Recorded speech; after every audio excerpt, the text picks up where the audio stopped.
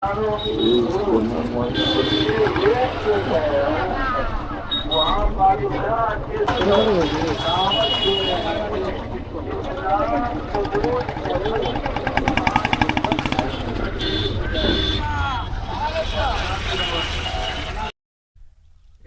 পুরোটাই ধান জমি আছে।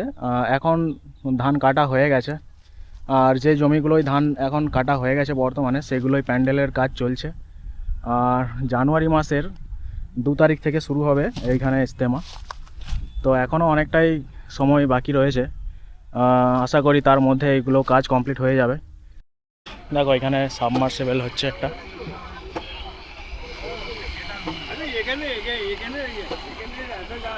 এখানে রুল এই যে গাড়ি দেবো।